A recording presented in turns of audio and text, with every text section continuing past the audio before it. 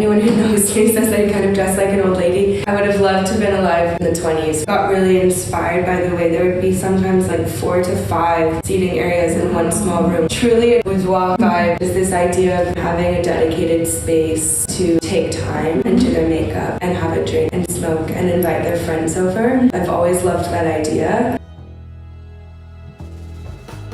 Imagine mixing French boudoirs, 1910s and 20s fashion, Art Deco, and Italian design in a glass. You'd get a cocktail called Pirrie's Parisian apartment. In episode 6 of Human Made Homes, we explore Pirrie's space and discover how she blended these influences to create her unique Paris apartment. Find more episodes of the Human Made Homes series on my YouTube channel, Abra, Dagraça.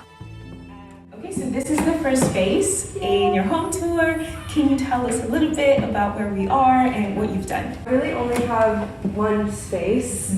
I was quite inspired by the layouts of boudoirs. Got it. And the way that, you know, it would typically be one big room separated into little living areas. So because I don't have a bedroom or anything, like my bed is up on the wall, which you'll see later, it was important to me to keep the space open and make these little moments. So the first is quite simple. This was actually repurposed from an old factory of sorts. So like the screw part was part of a machine, an old school like mill, and then they made it into a little column. Okay. And then this I love. It's a Parisian design studio called Art Studio, and it's all 3D printed. It almost looks like Art Deco glass from far away. And then I always have this kind of flower. I can't say there was a lot of intention put into this. I just wanted something pretty, and it's still in process because I want to cover my Wi-Fi box.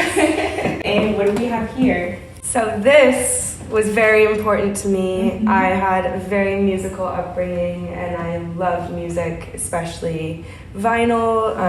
I grew up with a really great vinyl collection from my dad. Okay. It was important to me to have my record player and start my new collection in Paris. And it's kind of like a little space age chrome that I thought could work for this. Yeah. And then I have a lot of my favorite vinyls. And it's fun because a lot of them serve as decoration a bit too. Like sometimes I'll put certain ones out. This I find so beautiful. Really beautiful. And it kind of matches my space. So not that I buy things for the cover, but maybe sometimes. Yeah, it helps a little bit. Maybe sometimes. Okay. This place is set up for people to be sitting all around. I wanted to have like a music console. My bed is like the afterthought, and my entertaining space is the priority, so I wanted to keep it all open. So that. Yeah. As you just heard, when Pirrie first stepped into her Parisian apartment, she envisioned an open and chic space. Drawing inspiration from classic boudoirs, she cleverly divided her studio into distinct areas. Pirrie's home is part vanity, part dressing room, and all entertainment. In that regard, Pirrie's apartment is a testament to the allure of boudoirs. She recreated the essence of those intimate spaces where women could take their time, dress themselves, sip a drink, and entertain friends. First, there's the daybed. Next, a sitting area for intimate conversations, the music station, the dining table, ready for elegant dinners, and of course, there's Pirrie's personal vanity, her own sanctuary. Each area's claiming their own space. But it's not just about the layout. Pirrie's home embodies the refinement and elegance of traditional boudoirs while channeling the aesthetic of the 1910s and 20s. We'll delve more into that later in the video. Okay, let's maybe go ahead and talk about this. Yes, this is sweet because it's new to me. I think I always had a dream of having a hat box. Okay. There's something so chic about a hat box. No one really has them anymore. I met this amazing girl. She has a brand called Maison Crasnora, and she makes amazing custom hats. There will be some in my closet. She gives with each hat a box, and it's something you want to keep and display. And it also feels like kind of something you would have in a boudoir as well. This is kind of my pièce de résistance of the space. It all started with this. It's a daybed from 1890 that I found. It's unsigned, but it looks quite similar to some designers I could name. I bought it with some really awful upholstery.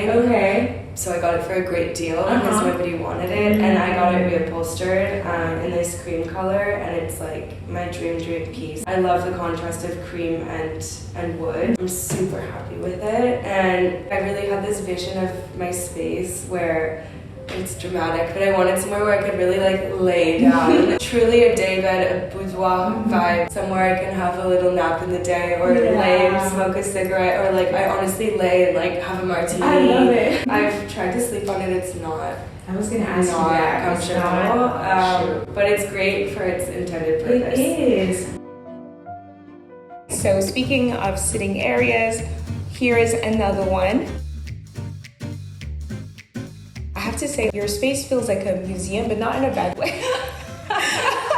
No, not in a bad way. You know how museums, like, things are very intentional in the way they're set, and when you come in, you're like, okay, this is an area, this is an area, this is how it feels. See, I said that one. Yes. No. I see what you mean, totally. And there's been a lot of intention put into all of it. Yeah. I think this area is like, if I have one person coming over for a drink, this is where I am if it's a two-person situation. Actually, quite early on, found this lamp, which I thought was so cool. Yeah. It had the craziest, ugliest lampshade, and so I took it off, and I loved having it raw, kind of as a contrast to all of this wood and like how ornate my ceiling is. I just thought it was really interesting to have this like kind of raw iron look. I have a friend who knows 3D spatial design well, and so he made my apartment on a computer. And then we like spent a whole night drinking wine, planning this out. Like I didn't know obviously the exact shapes or colors or everything, but I knew like I wanted something this long in this sort of style here. And I knew I wanted a lamp to kind of break it up here. And then these are like really low, comfy 70s Italian like lounge chairs that would have been in kind of a smoking lounge. I like the juxtaposition of something super old and ornate with something a little bit rawer and sharper. So I liked adding chrome elements into a lot of what I have. Okay. And then this I'm obsessed with. It got shipped from super far away. Another prominent influence in Pirrie's home is the Art Deco movement. Indeed, nearly everything in her apartment dates from just before 1900 or from the 1920s and 30s, heavily reflecting Art Deco aesthetics. Art Deco shaped design and furniture, emphasizing sharp geometric angles and embracing modern materials. Throughout this episode, Pirrie mentions several times Art Deco furniture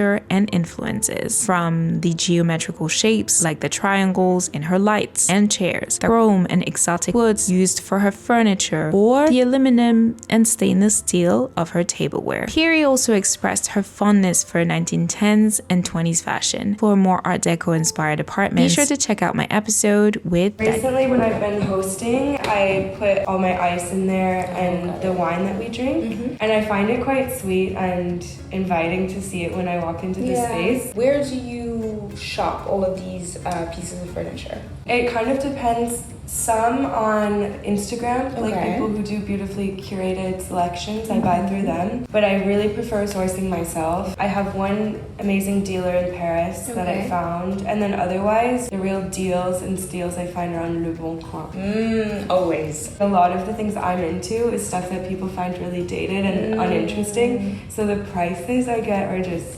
When you started shopping like secondhand, did you know the 1910, 1920s? Like, did you know what you were looking for, or was it through shopping that you were like, oh, I actually really like this?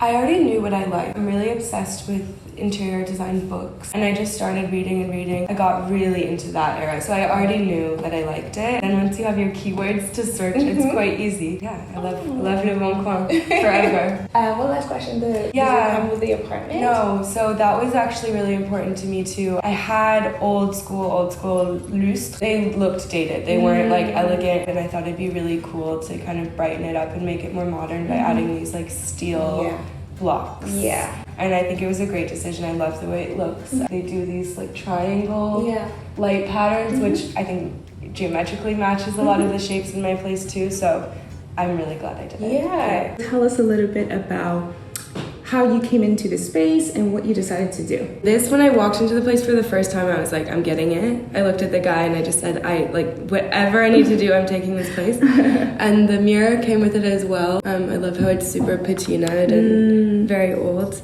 This immediately set the tone for the colors I can use.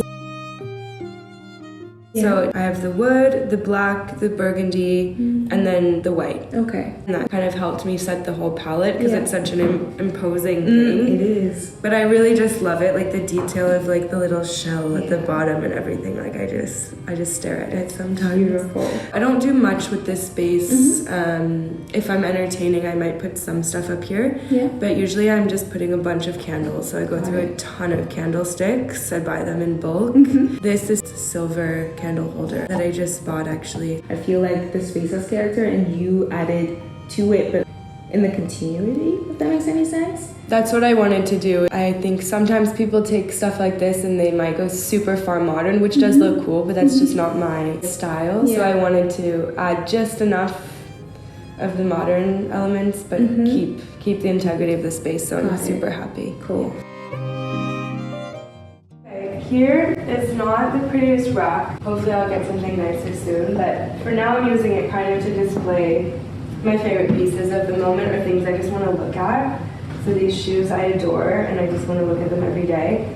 And then this is really fun because my friend Fidan just designed this skirt and it's called the Pirrie skirt. So she kind of based it off of, no, she didn't base it off of me, but once she created it, she realized it was so me, she wanted to name it that. And then this is the same designer I'm wearing right now, but he just made me this custom gown for a ball in Vienna. So these are two special ones because they're very personal to me, so I have them out. And okay, this is the first thing I bought besides the Daybed. It's definitely the most expensive thing in the place. This one was from the furniture dealer I was talking about. I knew I really liked Willy Rizzo and things in that style, so he sent me this table. It's unsigned. It's velvet, the console. Oh, is it now? Yeah, which is like super swanky and kind of ridiculous. It's two-tone, so it has like gold and silver. And then to go with it, I got these chairs that are 70s Italian. And this is like so, even though it's 70s, this is so deco to me. Yeah. So I just love it. And again, the like triangle. I wanted a few extra chairs. And these are like school chairs from Sweden. And then this little guy is a steel vase from the 20s. Earlier you mentioned hosting a lot, so is it a space that you use? I mean, I eat here every day, but then I'm hosting at least a few people every single week. Either like one-on-one dinners or I just did a big dinner for friends. Pirrie appreciates what we French people call l'art de la table, the art of transforming a meal into a memorable experience. Here's Pirrie's guide to hosting a perfect dinner party. Step 1. Menu planning. Begin by deciding on the menu, which will influence the table setting and the choice of tableware. Step 2. Day of preparation. Dedicate the day of the dinner party to planning and preparing the meal. Dressing up while planning can enhance the experience. We'll discuss this further when we make it to the closet. Step 3. Course and beverage selection. Plan multiple courses and complimentary beverages. Consider preparing cocktails in advance for added convenience. Step 4. Tableware pairing. Choose tableware that complements your menu. A formal, elegant table setting may not suit a casual hearty meal. Step 5. Thoughtful decor. Pay attention to the table's decor to create an appealing ambiance for your guests. And voila, you're now well prepared to host a fun and chic dinner party. For those interested in Pirrie's dinner parties, her Instagram @PirrieWright showcases some of the events and dinner parties she organizes. What would a boudoir be without a vanity? I found this. I think it really was €100 or something. No way. Insane. And every time I post it, people are like begging to buy it off of me. 'Cause this is like really what people look for in like a deco vanity. It's kind of crazy, it lights up underneath, and it came with this gorgeous little poof. I really do sit here every morning. Like, my friends think that it's like for show, but like, I really sit here. I swear I do my makeup and my hair. Yeah. It really makes me feel like a woman. Yeah. And I like these little moments and rituals, and it's one of the only ones that I have, actually. And I have a few special things to me on it. So this one I use every day as well. It's my grandmother's mirror, 1957. She was a princess in a ball, so the princesses got this, and it is so special to me. Like, the detail there is gorgeous. She also got this bell for the ball, which is so sweet, so I have that on there. And then other side, she knew that I loved how she did her makeup every day and loved perfume and was just like such a lady to me. This is her perfume and her lipstick. And this is from my grandmother as well. It's an Art Deco, I think teak wood box. And a sturdy fleur, again in steel. I have little gloves that I bought in Rome recently. And then this is the hat person I was talking to you about. And so she made this silk bonnet that ties.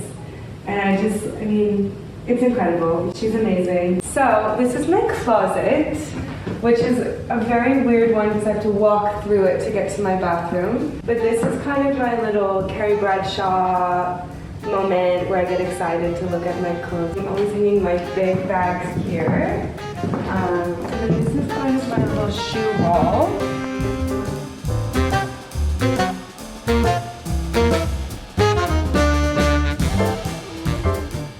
I now have another one here that I had to build. And another one here.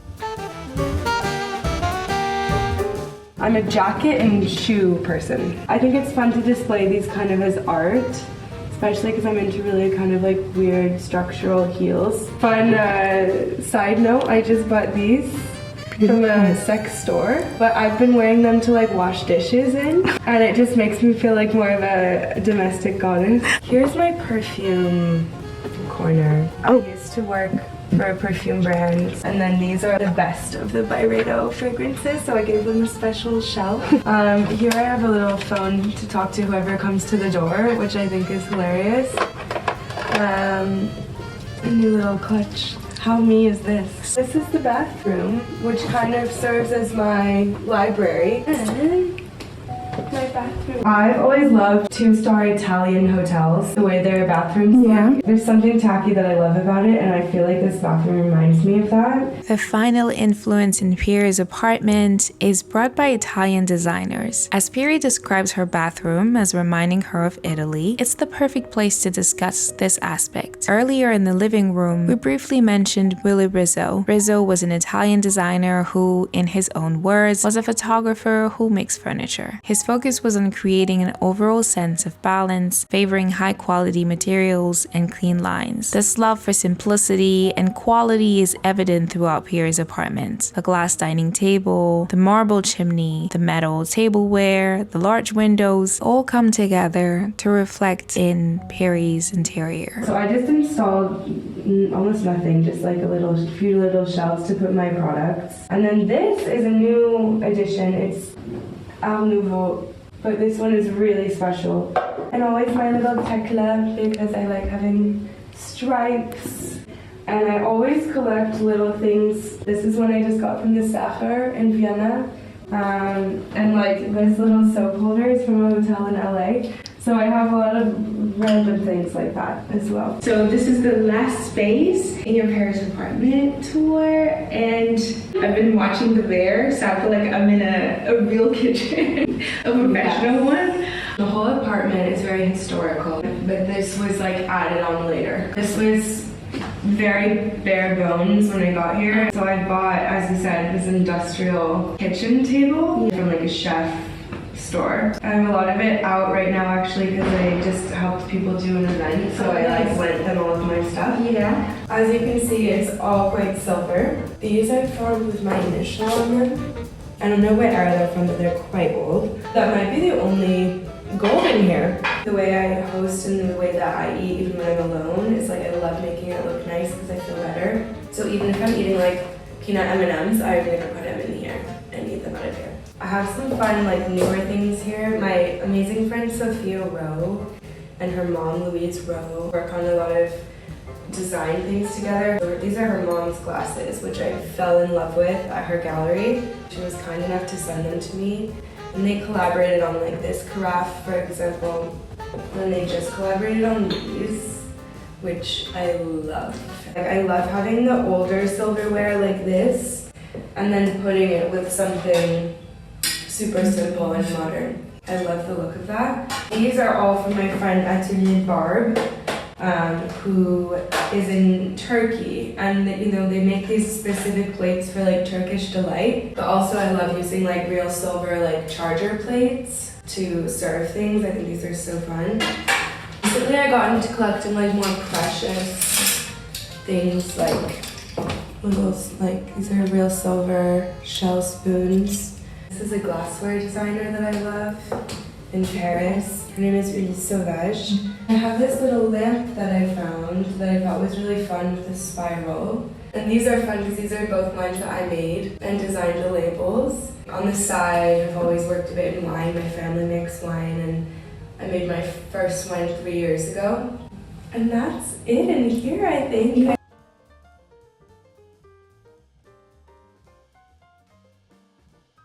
Okay, so one last question before we close up. I wanted to know what you thought and how you felt about how your space has influenced you and how you feel like coming in, you put a little bit of who Pirrie is in this space. It's definitely influenced me in the way that, like, when I come home, I feel so lucky to be here because it just feels so quintessentially French. To me, it's like the ultimate luxury to have a place that looks like this. I mean, I've never had this before, so I think it has this nice effect of making me feel really grateful and calm when I'm here. I think I've just added a bit of maybe different eras in here, a kind of blend, a big blend of what I like. Yeah.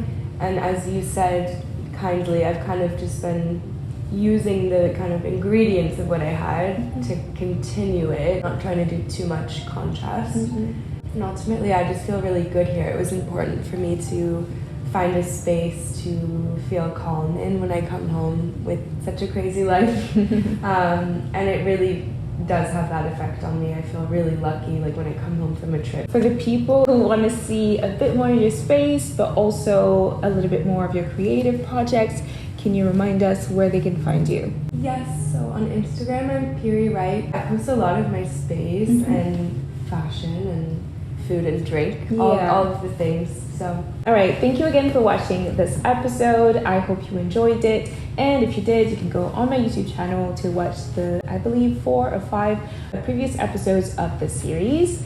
And yeah, I shall see you again for the next episode. Bye.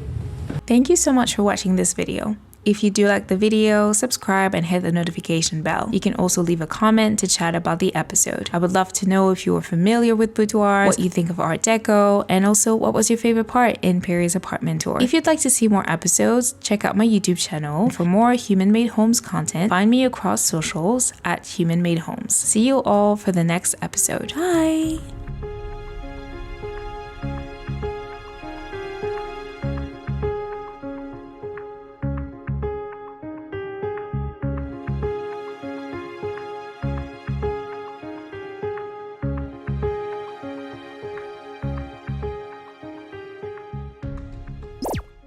What do a Mediterranean oasis, a chic Parisian boudoir, and a colorful family home have in common? Well, these are the next 3 new episodes on Human Made Homes.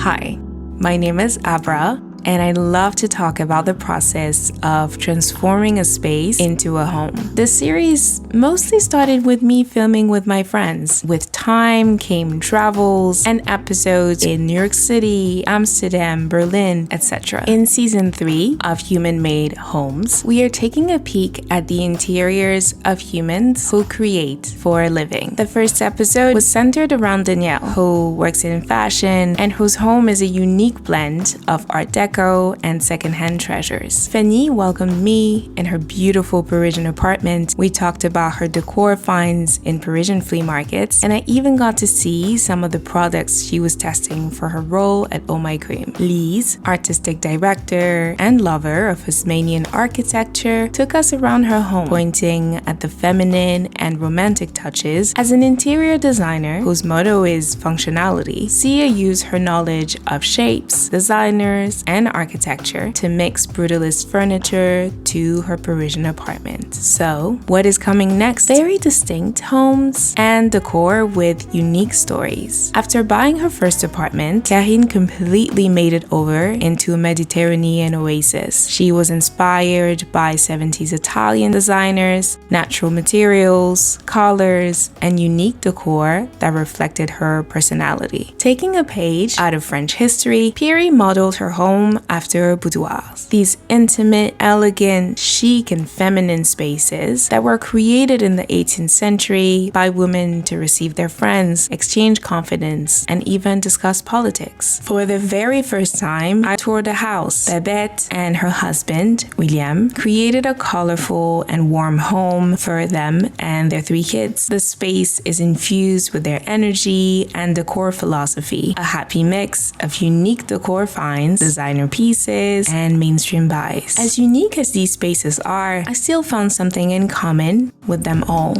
Each time I was told the stories of these unique homes by the human who made them, I found myself captivated by the transformation of each space into a unique home. Here are some of the human-made homes I was inspired by, and I hope you will be too. If you are new to this channel, you can watch full episodes of this series, all available on my YouTube channel, Abra, Dagraça. The links are in the description as well as the comment down below. You can subscribe to this channel as well to watch the new episodes as soon as they are out. I will see you all for the next episode of the Human Made Home series. Thanks again for watching, and see you next week. Bye!